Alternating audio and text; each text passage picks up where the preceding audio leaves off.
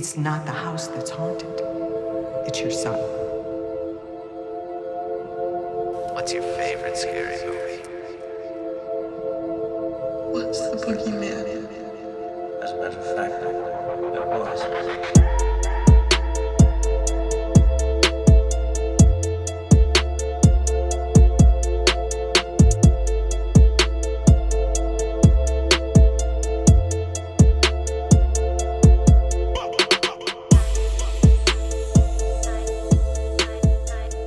Yo, what is up, everybody? I am MJ from Slashes and Sync, and this is my co-host. Marvelous. Hi.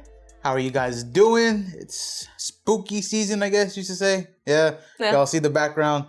New setup. We kind of hinted at that last time, so we hope you guys enjoy the setup that we have now. Hopefully this can be something that would benefit us. And be more permanent. Yeah. Especially, We'll see. especially with the promised Halloween Yes. episodes coming out soon. Yes. So that should be fun. Mm-hmm. But today we're going to be talking about Hellfest. You saw the title of this podcast, or if you're on YouTube, you saw the title of the video. Mm-hmm.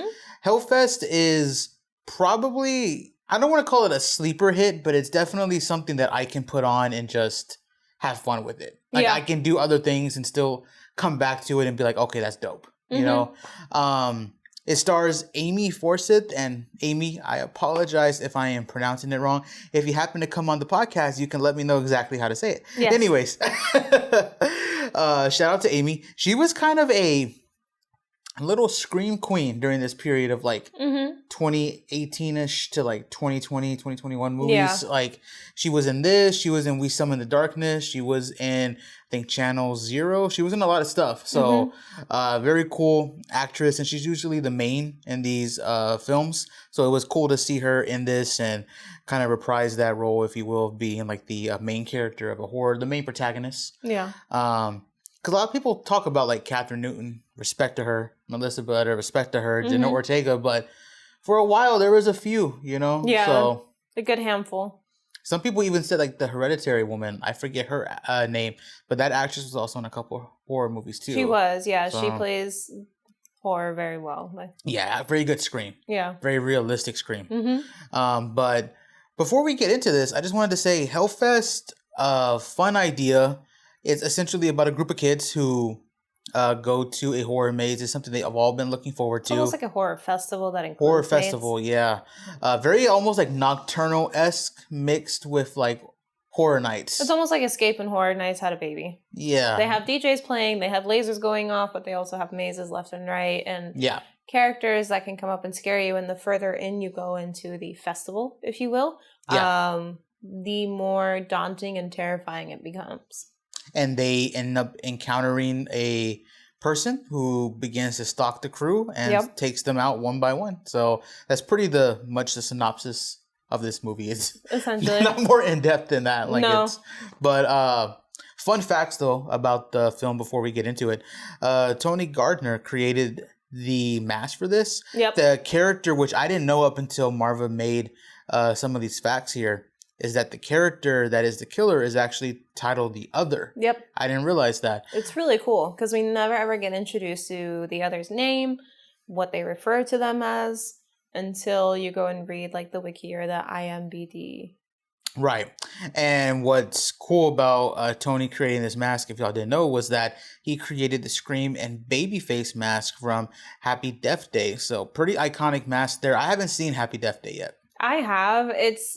It's a pretty relevant mask. Scream, Ghostface, that in and of itself like speaks That's volumes. iconic.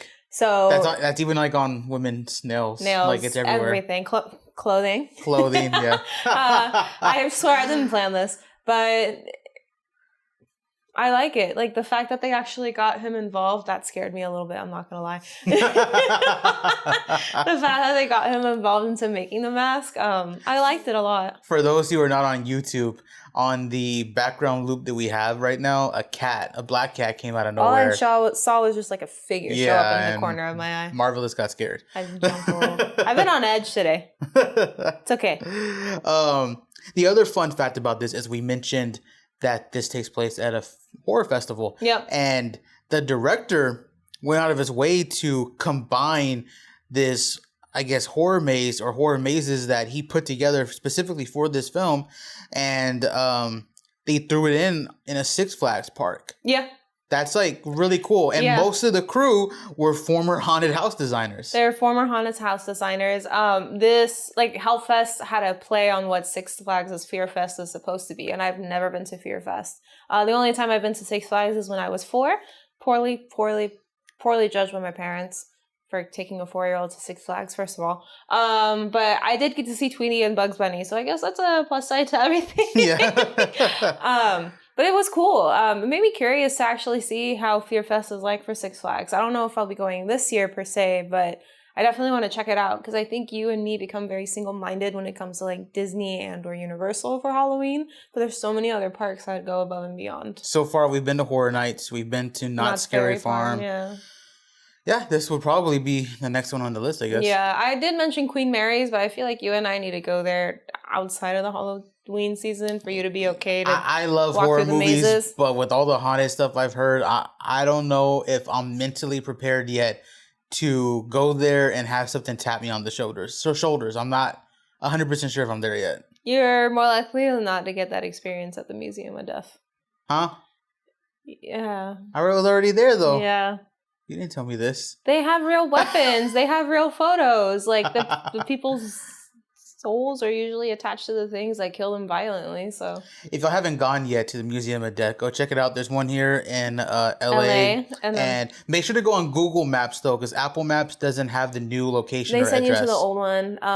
And they also have a location, I believe, in Louisiana. Yes. I don't know. At one point, both of them, like, closed. LAs. Yeah. Both of them had closed at one point due to COVID, and I know the LA one for sure reopened, but I'm not 100% sure about the Louisiana one. I think so. But each one is like attuned to the area's like murders and death, if you will. So I'm assuming like Louisiana is a little bit more Cajun and like Creole and Bayou-esque. Right. You mentioned something about this potentially being like a franchise at one point. Can you go more in depth on that? So when I was reading more into the film and like the production of it, the studio behind Hellfest, CBS Films, was intending for Hellfest to be a franchise. So they were going through a list of different directors. One of the directors that they had first vetted was the one who made like Paranormal and I think the Saw franchise. Right. And mind you, this movie had been in not full production, but like at least hitting the scripts and going from like production company to production company from like 2016. Yeah. And it finally settled for CBS Films, and CBS Films then now wanted to find a director that could make that franchise happen. And I believe in like the mid to late 2010s, that's when horror was like starting to get picked up right back again. But it wasn't like the new age horror yet. I think it was like late 16, early 17 that it turned into that more modern, more like woke horror, if you will. With this, it was just going to be like another form of slasher.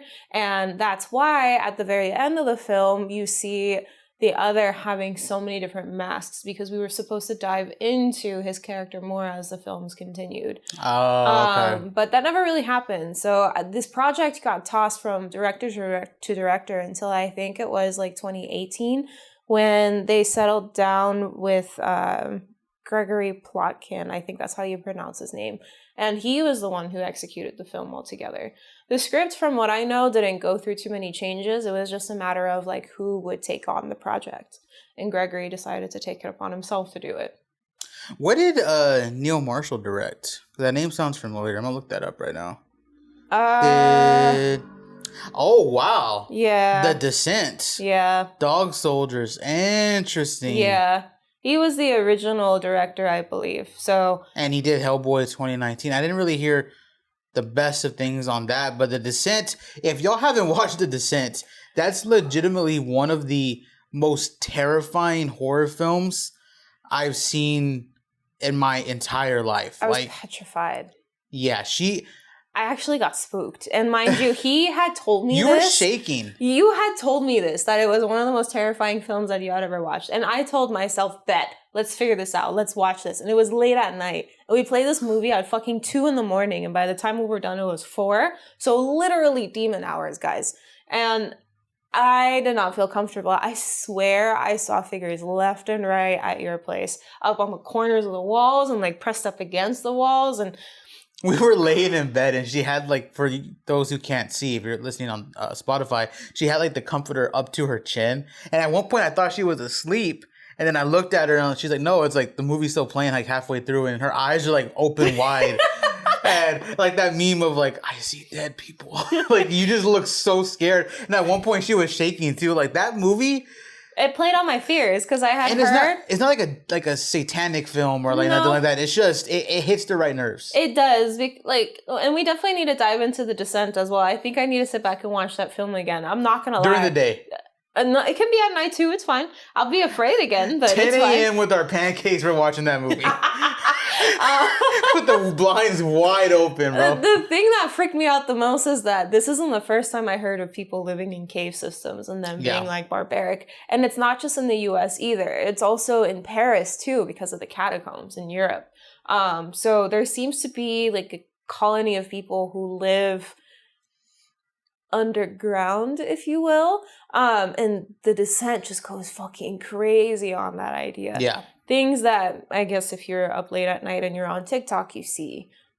Oh, like those type of stuff. Yeah, those theories. Those kind of theories. And I had already heard about them before TikTok popularized the whole, like, people go missing in these national forests and around these mountains and cave systems very often, way before they became popular. So, like, the movie Descent played on that kind of idea and fear of mine. And then as I got into late night TikTok...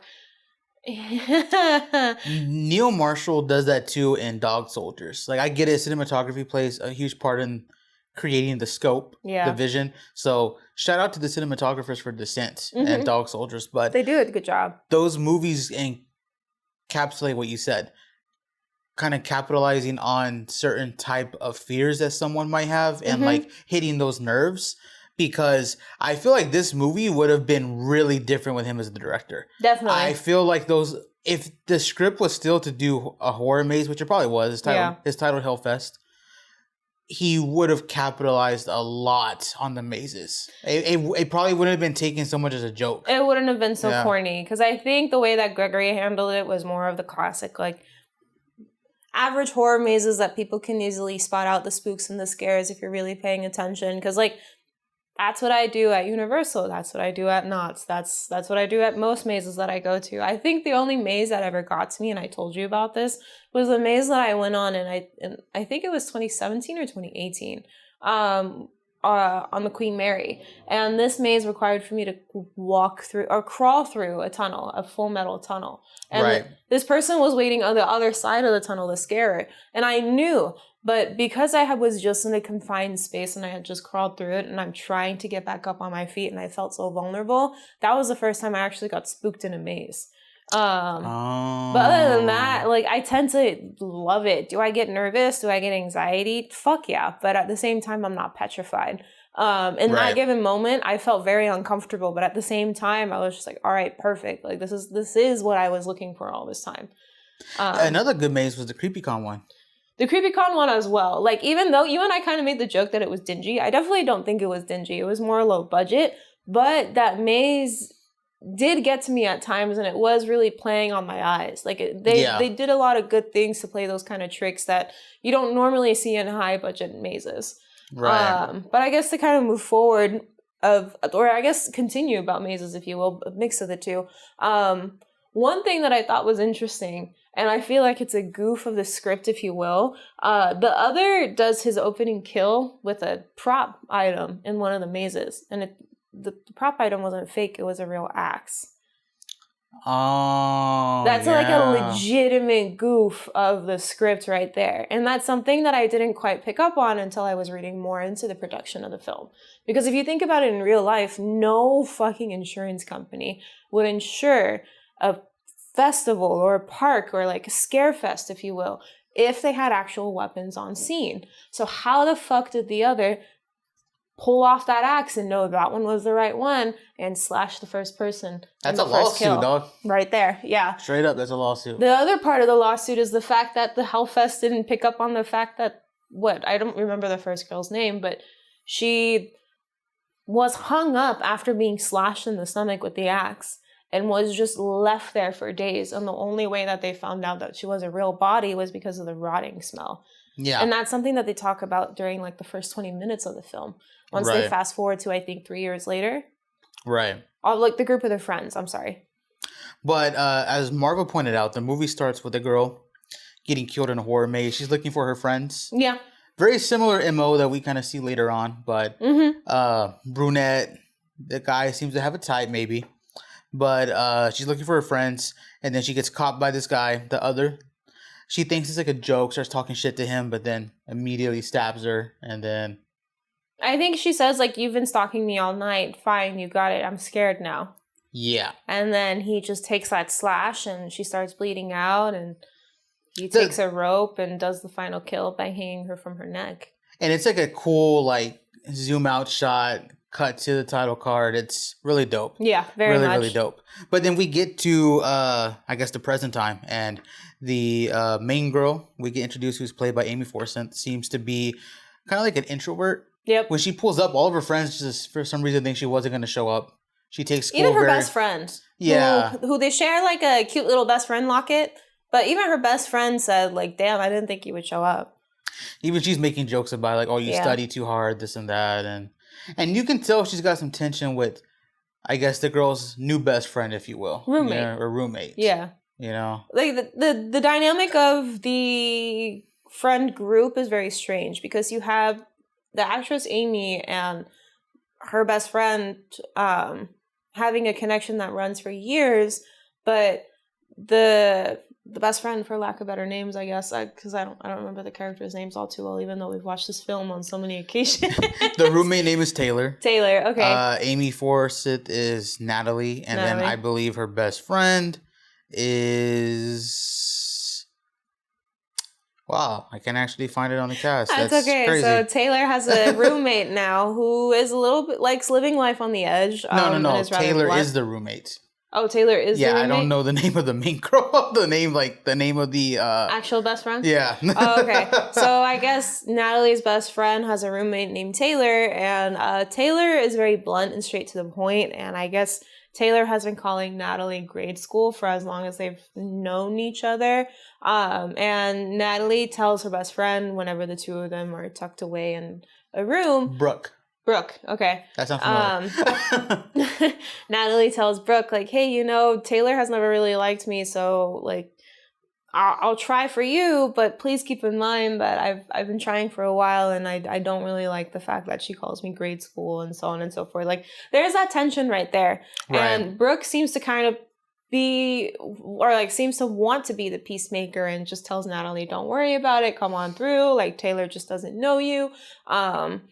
You'll have the time of your life. Plus, we invited Gavin, the guy that you really like, over to the Hellfest so this way you guys can have some fun. And it seems like Natalie had met Gavin the summer of that same year and found an interest in him. Yeah. So that's one of the main reasons why she ends up going.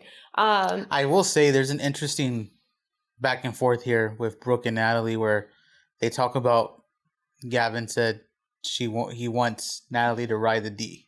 Yeah. And I think that was our first indication to the fact that this film, and this is another fun fact, that it was a lot of off the script, like, just improvise. Impromptu. Yeah, just talk to your friends the way you would. Yeah.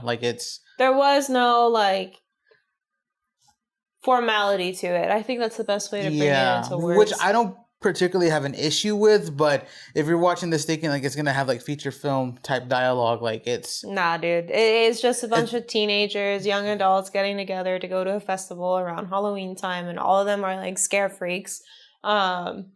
Literally, actually, yeah. I've never seen people get that pumped up before to go to a horror fest. I think even like some of our friends beyond us who are even more into horror than us, I've never seen them like literally do jumping jacks at the gate. I've seen people do that for like raves, so I guess maybe the rave aspect of it is the part where we need to like credit to maybe we haven't met actors. Someone who's a huge raver but also a huge horror fan. Yeah, because I mean Taylor clearly is like excited to go in. She's fucking her and her boyfriend are jumping up and down. They're the ones who are carrying the energy of the group, if you will, and if not amping him the fuck up. And I think Taylor even like explicitly makes it awkward between Gavin and Natalie, saying Yeah. like, oh, the two, like, fear is an aphrodisiac. You guys are definitely gonna get together by the end of the night in some way or form.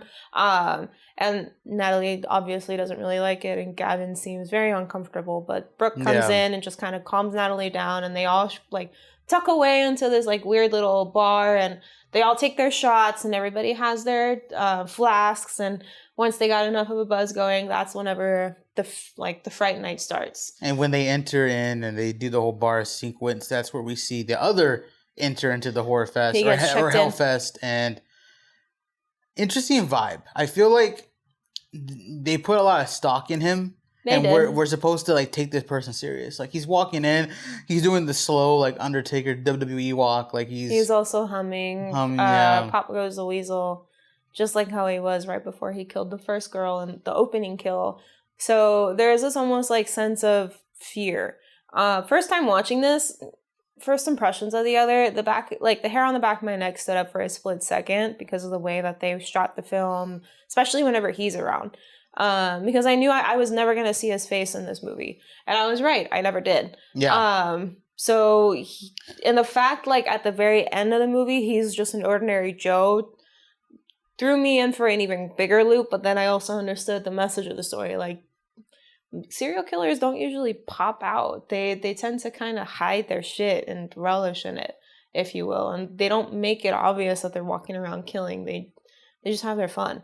As he's walking in, he kind of gets a little confronted, or like he gets... Well, he puts the mask on right after he walks through. Yeah, and he gets like this hostile kind of situation with this group, and this girl's like a bit of a bitch.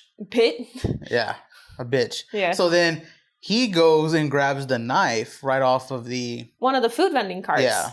And mind you, he already has the mask on. So this person who's being a bitch to him thinks that he's just another worker. And who knows, maybe she's been harassed the entire night by all the people who's been dressed up. Like, or she's just somebody who does not like people invading her personal space, which I think is really weird because you're in a fucking horror maze area. And it's also known for people to actually touch you and grab you and throw you around whenever you get deeper inside. So why are you so pressed? Like, not to invalidate like whatever she may have been feeling, but it's like you have to mentally prepare yourself for something like that. 100%. Like, you know what I mean? Either that or just don't go because of how you feel. But ultimately, the gang's doing their whole thing, going on rides and stuff. Along the way, you're seeing Gavin and Natalie kind of get closer. You're seeing them develop their relationship more. You're seeing the rest of the friends make jokes. And I think at the very first maze, which is like a zombie school one. Yeah. Fun stuff there. They're cracking jokes and everything.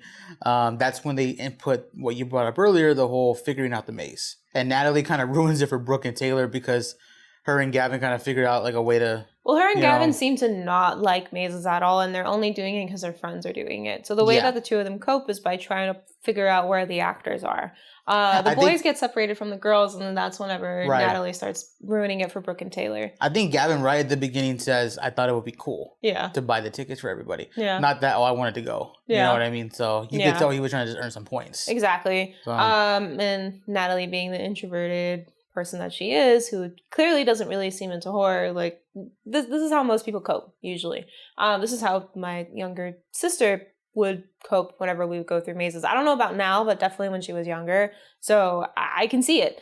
But during the whole figuring everything out, that's when I think they cross paths with the other, because the other is chasing the bitch his through that first maze. Kill, of this year, of like the 3 years later. And very, I don't want to say gut-wrenching kill, but it's a hard one. Just because of the situation. And what I mean by that is they play off the fact that Natalie and the rest of the group think it's a part of the maze. They do. The other seems to be making like this very weird eye contact and very weird, I guess, demeanor towards Natalie anytime he catches his first prey of the night. And Natalie, again, is convinced that it's part of the script, so she says just go on and kill her. And he stabs his first prey right in front of Natalie, and that's whenever she realizes that maybe this might not be 100% on script. Because at this point, they're all really tipsy, right? So they're enjoying their time, but they're not really sound of mind. So You can tell that Natalie was trying to make sure that everything was okay in her head before she really continued all the headcanon that she had made at that given moment. It didn't help things that when she walks out and everyone's about to leave, she turns around and she sees the other just staring her down. Yeah. So, do you think she was fucked from the start by, like, interacting with him? Like, her telling him, like, hey, your girl's over there? Or do you feel like because she stayed and watched, he targeted her? I think there's actually a third underlying part as well. Because I think the first two do fall under why she got fucked. But third, and most importantly, she fits his MO. Long brown hair, like introvert of the group, doesn't really like horror all too much. I get it, like his first prey was really outspoken and a bit of a bitch, but she was dressed very similarly to Natalie, and so was the girl in the opening kill. So the other has very, very specific MO, and Natalie is it. And the reason that she, for what we can tell, that the first prey was a bitch to him was because she didn't want to be there. Yeah. So at least from what we could tell. Yeah. So I like, she wasn't necessarily mean to the other, but she did egg him on to kill, and I think he kind of had like a fascination towards her. And the more the night progressed, the more he was trying to savor his kill of her, because after that interaction, things start to really pick up. Yeah, this is kind of where like we can put the notes down, because this is pretty much just adrenaline horror maze kills. Yep. So I think the first kill of the group, funny enough, is Gavin. Yep. I actually read, I believe, on the IMDb page that mentioned that the actor for Gavin, the love interest, was killed first was because they wanted to throw off expectations. Because usually love interests are the ones who kind of make it to the end with the main character. Yeah. But this time Gavin got separated from the group, and he wanted to... The reason why he got separated, too, was really cute. He was trying to get Natalie, like, this little plushie off of one of the games that was inside. Because he sucks at playing games, yeah. So I think he paid the employee, like, a few bucks. Either that or he stole the toy. And on his way back to Natalie, he gets caught by the other. And I don't remember how he's killed, but I know it was a little brutal. Yeah. He does the muscle man thing. Oh. Yeah. Well, which, by the way, I didn't catch this the first few times I watched the movie, which is sad. When we rewatched it, there's a part when Gavin sneaks into the back to get the plushie, right? Because he can't win it, and no one will give it to him for free or to buy it. Like, they're being dicks to him. So he goes into the back. He's going to justify, I'll steal it.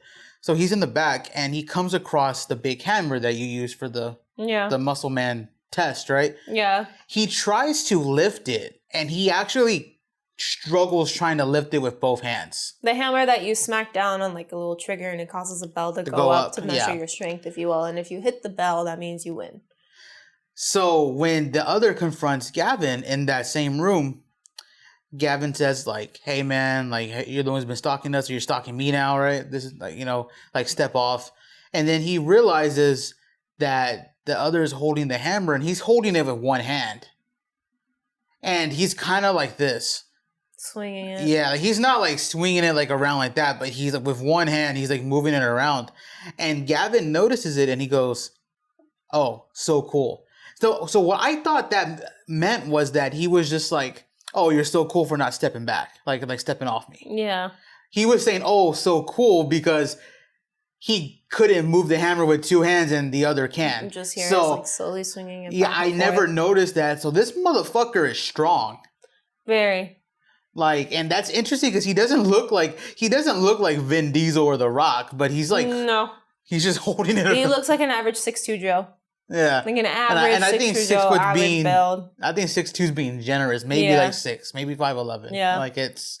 So he's got steel toe boots on, so that's why I'm giving him a little bit of credit. The boots are maybe giving him an extra few inches. Which is interesting because I wonder, I guess maybe just because I'm sure anyone who's watching this or listening, maybe y'all can move it around too. Who knows? Maybe I can even move it around. Maybe it's not as heavy as I'm making it seem to be. But just the idea that Gavin couldn't move it with two hands and he's using one hand. Do you think maybe there's like a supernatural element there for somebody like as small as him to do that? Or do you feel like he's just difference in strength, Difference in adrenaline strength, probably yeah. running. Because we don't know for sure. I mean, the other doesn't seem to have like a supernatural S to him. I just think he's a stone cold killer. That's it, like a sociopath. Like an average Joe that can enter that state of mind. Yeah. Right. And if you can enter that state of mind of like being the hunter and like hunting, a lot of people say usually you tend to become beside yourself, and this is the others from the hunting, if you will. And after he kills Gavin, that's when he grabs the phone, and that's when the real stalking begins. He starts messing with them. He starts sending text messages to Natalie, even sending a message to, I think, Quinn, which is Gavin's friend and the boyfriend to Brooke. Yeah. So he's like messing with the whole squad. And at this point, they went to the Deadlands, which is the part of the area where you can be touched. Yep. Which that actually is a thing in real life. There's some mazes out there where they can touch you. You sign a waiver before you go in, either to the maze or to the actual amusement park itself, and it says that you're okay with people touching and grabbing you and potentially throwing you around. Are you okay with that? It's not violent. I had heard that Universal was doing it for a while, so the first time that you and I walked into the park for Horror Nights, I was prepared for it. But then I also remember that this was like peak COVID times and nobody was allowed to touch you, period. Yeah, we went in October 2021. 2021. So like not peak like 2020, but 2021 where things started to open up. They were still seating people differently at restaurants. Yeah. I will say, and I will give Universal like their actors credit, they get up in your face, dude. Like I could feel at the time they were wearing masks, but I could feel the heat coming off of people's bodies sometime with how close they would be. Same with Not Scary Farm at some point. Queen Mary, though, there was like no such thing as personal space. At one point, I got backed up into the corner, and this I was literally pancaked to a fucking corner, and this actor got this close to my face, just like making weird ass faces that I normally see during my sleep paralysis or like in my nightmares. But credits and kudos to that fucking actor because he was on point. I'll just say that much. I also love how they get hyped up too. Remember the Texas Chainsaw Massacre? Like that whole like speech to hype everybody up. That was so cool to get to hear that outside right before we went in. That made me so happy that it was worth being in line that early. Yeah. That was so dope. Yeah. I think you even told me, since it was one of your first horror mazes to do, that it helped you. It was my first horror maze. First horror maze, period. That it helped you realize that these people there are just literally humans. They're nothing more, nothing less. Yeah. So you could sit there and you could like cheer inside your head, like, hey, good job, man. While in reality, on the outside, you're just like, don't freak out, don't freak out, don't freak out. Yeah. When Leatherface tried to get in my face, no pun intended, with the chainsaw, I was like, oh, you're cute. I know that was you jumping up and down over there. Yeah, not out loud. Mentally. If you're watching this, I didn't actually say that to you. Yeah, it's just, because if you say that out loud, the person usually gets discouraged. And why would I take the fun out of that? For you, because I'm still spooked. I'm still nervous. Don't get me wrong. Even though on the inside, I'm like, you go, Glen Coco. I know we're getting off topic, but remember so keep in mind, Marva has leadership skills, but she doesn't like to be the leader. No. I'm also very much an introvert. And somehow her and I, at Not Scary Farm, so separate from Universal, it's a different horror fest, we both walked into a maze and we somehow ended up being the leaders of the group, and we had to lead everyone. 4 times. And it was like 4 fucking times. And it was the one that was like the most intricate, to where we had to like make our own judgment on where to go. And it was like you're following a story. It's not just a maze. Like you're entering areas and you have to listen to what these people are saying. And you have to interact with the actors too. That's the thing. And like the actors would come up and they would try and tell me what I needed to do, what they were trying to do. And in the back of my mind, I'm thinking like, I know this isn't real, but holy fuck am I invested. Let's figure this shit out now. And at the same time, everybody behind me is like, yo, these two know exactly what they're doing. And in my mind, I'm thinking, no, I fucking don't. You need to help me because this man's captured in the lights and I'm trying to figure out how the fuck to get out of here. We were taking turns. So Marva would go in front and lead, and then I would hold to her waist, and then I would go, and then she would hold on to me. We were just like both taking turns because we both didn't know what to do.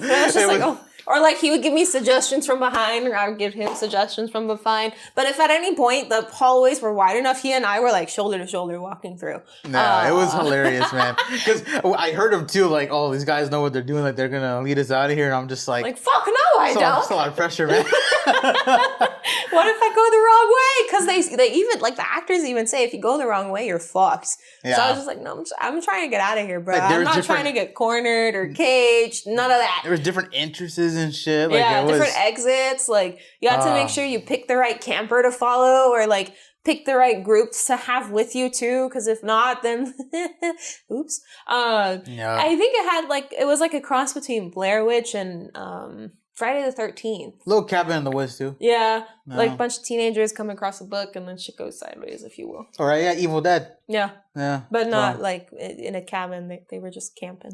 Just camping, yeah. Yeah. Book in the woods. Yeah. But anyway, circling back to Hellfest. Yeah, anyways. So there was a lot of cool mazes that we got to see here, like the zombie one. Yep. There was also the Nun school. And that one But too. it wasn't like the traditional Christian nun school. It was like the dark priest nun school. It was really cool. You could tell they put a lot of work into the sets. They did. A lot of the actors who were playing like scare actors were doing real well too. I think at this point, because they were in the Deadlands, there was a lot of special shows, and Taylor gets picked out for one of them, where it's just a magician who pretends to chop off her head. At this point, like, Natalie has been seeing the other popping up from like corner to corner of the different mazes throughout the Deadlands, so she's getting spooked as fuck. Taylor's the next kill, right? Actually, Taylor, I believe, is the next kill after Gavin. So once Taylor goes on stage and like the dark magician, if you will, does this whole display of Taylor getting killed, she gets pulled out. Let's not forget about Natalie's slight spaz out that causes security to nearly like throw them out. Yeah. Which I found kind of crazy, but I think for the sake of the plot, they had to kind of had to do it, dumb down the security a little bit. And I also give like slight credit to the security, because I mean, when you're in a horror festival and people are getting like blasted and drunk and probably high, they're more likely to not complaining to security guards when they've already signed a waiver to get in. Yeah, but when you say, yeah, please call the police, I want them here to help me find my friend, I think at that point you're like, you should. Yeah, because like at that point they're risking not just getting thrown out, but fines, getting arrested. Like, so I feel like I think I said further the plot, they had to dumb down the security a little bit. You know. But I guess going back to Taylor's whole thing, we missed Taylor's boyfriend. I forget his name, but Quinn. No, Quinn is Brooks. Yeah, it's somebody else. Somebody else. I forget his name, but little muscle dude, because he's also kind of cut. Yeah. He gets overpowered very easily by the other. Yeah. That was another thing that made me add up to him, like, just being strong. Is it the knife that gets stabbed through his eye, or is it an ice pick? Oh, it's a knife. Okay, so the boyfriend gets killed, and shortly after, it's Taylor. It's the nun school maze or whatever. Remember? He ambushes him there because he gets separated, and then he throws him down and stabs him in the eye with the knife. And then I think Taylor is just kind of like, he'll show up eventually. It's fine. Yeah, because Taylor was doing the whole getting picked, like you said. So I didn't register that he wasn't around. Yeah. And once I guess the Dark Magician is done doing whatever, like the heading that he did with Taylor, Taylor gets pulled off to the sides with curtains drawn, so this way the Dark Magician can continue his story. And we come to find out that the magician's assistant is actually the other. Don't forget to mention that the Dark Magician, or the main voice of Hellfest, is Tony Todd. Oh. Horror icon, Candyman, hello. Final Destination, hello. Yeah. The voice of Venom in the Spider-Man PS5 game, hello. Like, Tony Todd.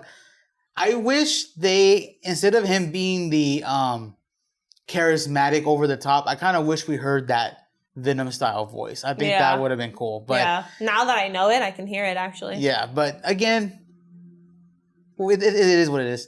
I'll still take it. Yeah. I'll still take it for what it is right now. He was still having fun with that performance. You could tell. You know, even though it was like for maybe like 5-6 minutes of the film, he still stole the show. Clearly. Yeah. Taylor's death though is fucking brutal, because the other uses the fake beheading tool to like bash down on the back of her neck. She gets stunned. I think he bashes like 3 or 4 times before her head actually rolls. It gets worse every single time, because it's like, I don't know if it's just a rusted or fake. It's supposed to be dull. I think it's just the force of the steel plate coming down that causes for her neck to get cut in. But that's also a very soft spot of your neck too. And it doesn't help that Taylor has short hair, so the other could really be precise with it. The first time he does it, dude, like, oh, and then he does it again. It's just... You could see everything register for Taylor that this is not a joke. Because Taylor's supposed to be like, go of the straps, and the other just like straps her in even tighter. And she plays along with it at first, being like, okay, like, I can be spicy too, it's fine. And you can tell she probably does these kind of things with her boyfriend in bed too. But when the other like starts having the blade come down on her neck, for lack of better terms, she starts to actually freak the fuck out. And once she's beheaded, that's when you know the other's like being very, very serious about all these kills. All this leads into a huge commotion with the security and Natalie, everybody. I think that's when the other kills Quinn, because he tries to run up to him, and which is, I think, was dumb as fuck. Just ran right up to him, like, what are you doing? Turned around and then stabbed him. And this is when everything picks up. Like, crowd's freaking out, security's freaking out. Natalie and Brooke are trying to get their way out of there in some way. There was a cool transition where the camera turns around to the other and he's walking, and then you see the security tackle him, like 3 or 4 guys, pin him down, and then you realize that it's not the other. And I thought that was like a real dope, like, the way they just cut to it was clean, and then you realize that he's still there. A really cool fake out. Yeah, and he's like chasing Natalie and Brooke. They're the last ones left now. And he chases him down through a maze. They do a fake out with Brooke. You think she gets killed, but she really doesn't. Yeah. And so what exactly happens with Natalie and the other? Does he just escape, or do they have like a fight at the end?